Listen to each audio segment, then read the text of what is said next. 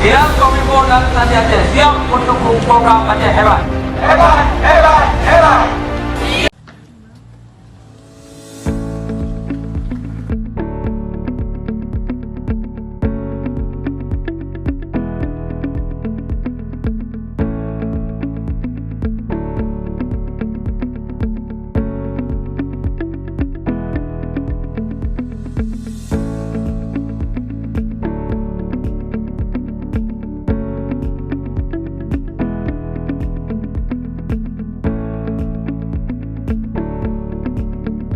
Kominfo Kabupaten Kuburaya ini ada satu sekretariat, 4 bidang.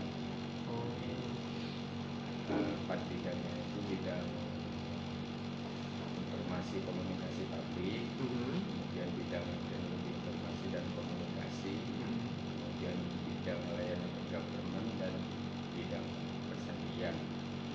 Nah, kami kebetulan kemarin dikasih arahan pimpinan untuk menerima kawan-kawan dari Muhammadiyah Fakultas Teknik. Nah, ini mungkin saya ini yang diberikan tugas untuk melakukan wawancara dan observasi ini kan satu Alma Sofi, ini yang mana? Alma Sofi kebetulannya lagi ada ujian di luar. Oke. Berarti ini Alma Ika Windy ini Iya, nggak ada ya? Iya, nggak ada. Berarti Bang Iqbal yang mana? Bang Iqbal yang megang Itu kamera. sama Rofi, Saya Pak, Rofi Pak. Iqbal sama Nopal. Iya. Ya.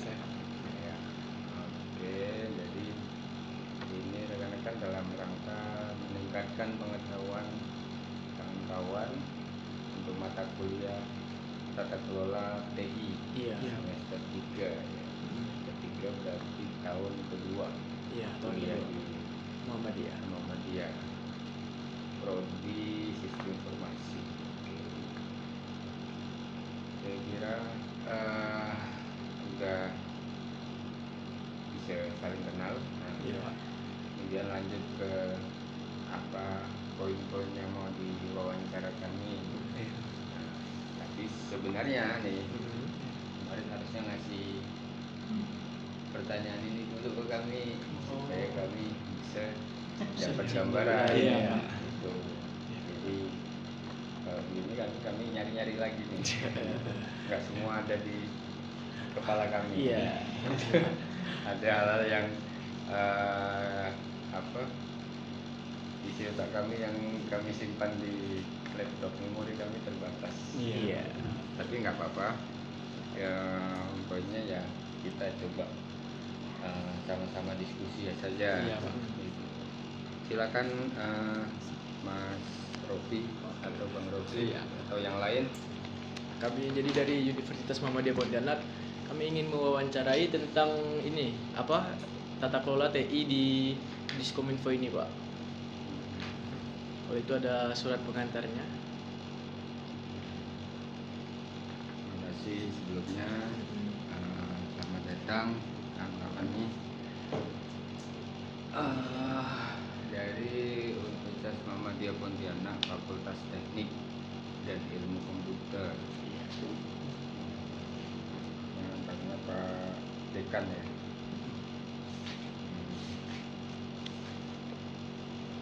Ya, kemarin ada disposisi dari Pak Kadis ke kami. Mungkin perkenalan dulu, nama saya Waji. Ini Bu Oki, itu Mbak Risa. Kebetulan kami di bidang layanan e-government. Kemudian sebagai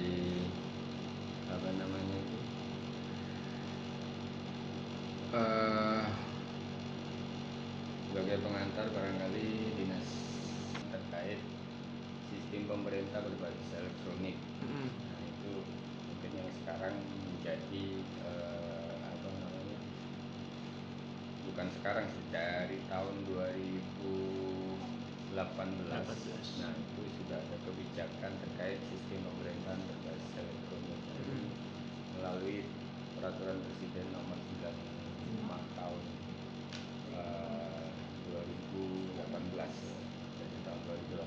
Nah, itu menjadi apa namanya arsitektur proses bisnis dari pemerintah pusat. Itu kami jalankan dan dievaluasi setiap tahunnya. Sebenarnya Pak ya. Kalau untuk strategi bisnisnya, karena untuk pemerintahan ini ya target kami ke pelayanan publik. Indikator kami itu ke pelayanan publik. Bagaimana pelayanan publik itu bisa memanfaatkan teknologi informasi atau platform-platform digital yang bisa dimanfaatkan dalam upaya meningkatkan pelayanan publik kita. Pelayanan publik sektor pemerintah itu kan banyak. Jadi kalau di peran sebagai dinas kominfo itu ya penyediaan infrastruktur. Infrastruktur ini kan bentuknya baik infrastruktur aksesibilitas ini dalam konteks nyatanya itu semacam bagaimana seluruh wilayah Kabupaten Kuburaya itu bisa terakses internet. Nah, itu kuncinya kan di internet. Kalau bicara teknologi ya semua harus bisa merasakan, tidak hanya di sekitar kantor kabupaten atau di ibu kota kabupaten aja, tapi sampai ke seluruh kecamatan dan desa. Juga bisa diakses Pak ya. Itu harus kita pastikan, kita upayakan untuk seluruh lapisan masyarakat di Kabupaten Kuburaya itu juga bisa merasakan mengakses melalui jaringan internet. Kalau nggak ada jaringan internet, misalnya masih ada blank spot, artinya kan mereka belum bisa merasakan layanan publik yang berbasis digital atau berbasis teknologi seperti itu. Itu kalau ada jangka pendek, jangka tengah, jangka panjangnya. Kalau jangka pendeknya itu ya pembangunan infrastruktur, nah itu tetap kita ya optimalkan. Nah, kalau sekarang sih belum, kalau berbeda ya di Kota Pontianak sama di Kabupaten Kuburaya mungkin akan berbeda. Perbedaannya dari sisi geografis. Nah, kalau yang di Kota Pontianak barangkali luasnya itu berapa kali lipat Kabupaten Kuburaya. Ya cuma Sungai Raya toh itu sudah mewakili Kota Pontianak. Tapi kalau di Kabupaten Kuburaya ini sampai ke dari 9 kecamatan itu masih ada 4 kecamatan yang harus melalui jalur air. 5 kecamatan ini bisa kita lalui jalur darat dan sebagian air. Nah, jalur semacam ini ya kita perlu mengoptimalkan. Tetap ada jaringan fiber, ada jaringan radio. Kita upayakan tetap bisa akses. Tapi di sisi lain kita nggak nutup, kita tetap mengupayakan proses infrastruktur ini tidak hanya jaringan internet. Jaringan internet tetap kita upayakan, kita optimalkan keteraksesannya ke seluruh wilayah. Yang kedua ya kita penyediaan infrastruktur pusat data.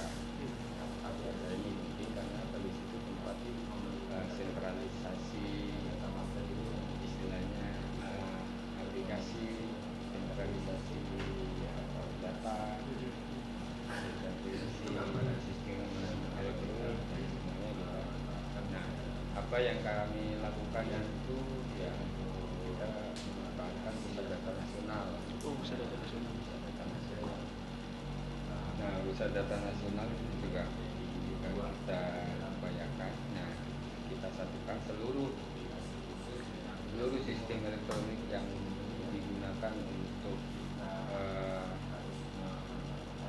sebagai kanal atau portal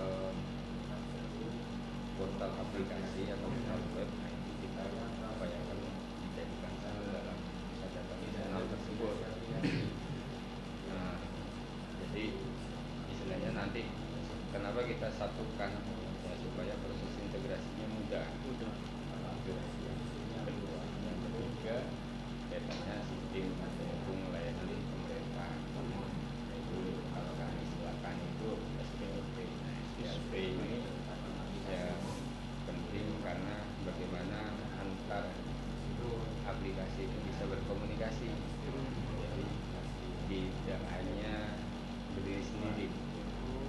Maksudnya gitu, ada aplikasi itu yang dia di sektor perizinan misalnya, atau sektor sosial atau sektor urusan wajib yang menjadi pelayanan dasar di pemerintah, banyak sosial, kehidupan keamanan, kesehatan, pendidikan, apa namanya itu,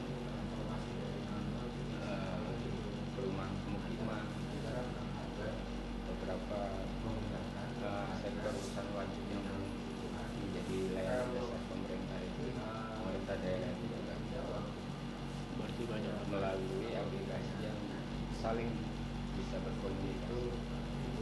Jadi komunikasi pastilah antara ya, misalnya perizinan, jadi kebutuhan datanya kan tidak hanya diri sendiri, dia butuh data pendidikan, dia butuh data investasi, dia butuh data pajak, dia butuh data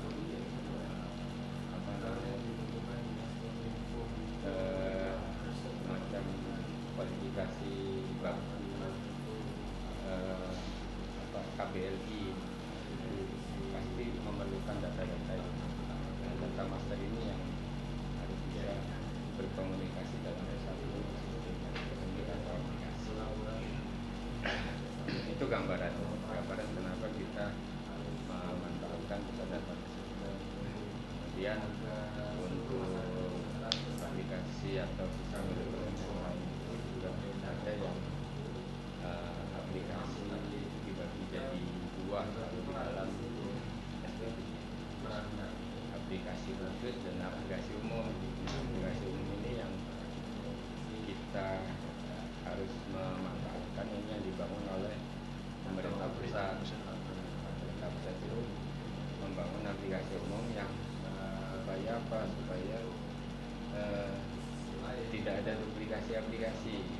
Jadi aplikasinya cukup satu, bisa dipakai oleh semua dan harus dimanfaatkan oleh seluruh pemerintah daerah.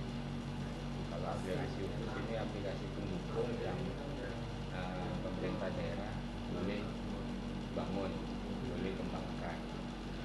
Ini sebelum ada ketetapan aplikasi umum boleh memanfaatkan, tapi tentunya dengan prosedur, dengan mekanisme pembangunan aplikasi yang sesuai dengan ketentuan, pasti SDLC kan ada, atau pakai Agile atau pakai apa. Tapi yang pasti aplikasi khusus itu ketika dibangun harus bisa menjawab apa yang menjadi kebutuhan. Karena kalau kawan-kawan pasti sudah belajar kan, kenapa kita bangun aplikasi? Yaitu transformasi dari manual ke digital itu. Agar apa? Agar memudahkan, agar menjawab kebutuhan. Kalau ini tidak menjawab, ya apa gunanya kan? Seperti itu. Lebih luasnya pasti ada untuk proses pembangunan aplikasi atau sistem. Berarti Pak, kalau teknologi yang diperlukan untuk mendukung ini nih apa ya? Kayak misalnya kan kayak bentar, Pak. Teknologi yang dibutuhkan untuk kebutuhan Diskominfo ini kayak gimana Pak ya? Kalau yang dibutuhkan di Diskominfo itu Kayak perangkat keras dan perangkat lunaknya gitu. ya, perangkat keras tentu sisi hal yang pertama tadi untuk jaringan internet, jadi ya kami harus kerjasama, kolaborasi. Kerjasamanya dengan siapa? Kalau perangkat semuanya harus kominfo, dan untuk agar seluruh masyarakat bisa terakses kan nggak mungkin kominfo mampu kan, Pemda nggak mungkin mampu, bukan nggak mungkin mampu, tapi kita berbagi peran di situ. Ada peran kami